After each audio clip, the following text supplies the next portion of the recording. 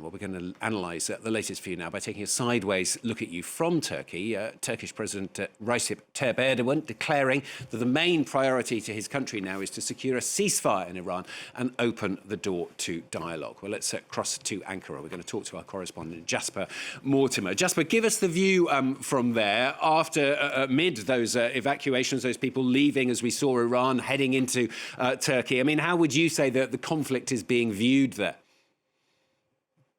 The people coming across the border has not got to the stage of an exodus by any means. In June, when the US and Israel attacked Iran, again, hundreds came across. But, Turkey hasn't had to erect tent cities to accommodate them or anything like that. President Erdogan has been very even-handed on this conflict. On the one hand, he's condemned the US and Israel for attacking Iran. And on the other hand, he's also condemned the Iranian counterattacks on the Gulf states. And President Erdogan has called the Saudi Crown Prince and the Emir of Kuwait to express his sympathies for Iranian missiles hitting their territories.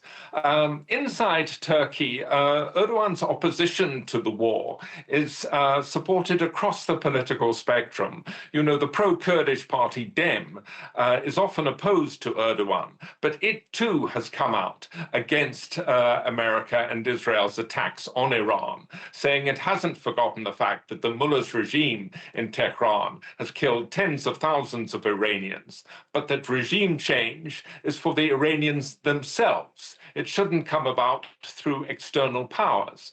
As to the person in the street, he or she is not greatly concerned. This crisis is all over the newspapers and the television channels because war makes for good pictures. But this is a matter of curiosity, not concern. However, that attitude will change if Iranian missiles start landing on Turkish soil. Jasper, the US also has its own military interests, its own bases within Turkey as well. So far, at least, those not being targeted at all by the Iranians. That could change, though? Yes, it could. Look, there are two Turkish bases where the Americans have a strong presence. The big one is Incirlik, an air base outside the southern Turkish city of Adana, where the US has dozens of planes and reportedly nuclear bombs.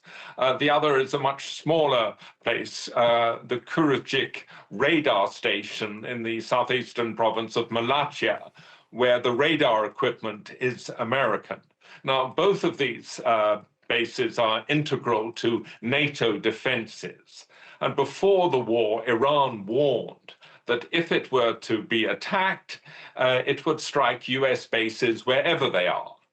So, yes, Iran could target these two bases, but I don't think they will. At this time, more than ever, Iran needs friends. And Turkey is the only major player in this region that has come out strongly against the US and Israeli attacks on Iran. And I'm sure Tehran appreciates that. Jasper, thanks very much. Jasper Mortimer, our correspondent, talking to us there from Ankara.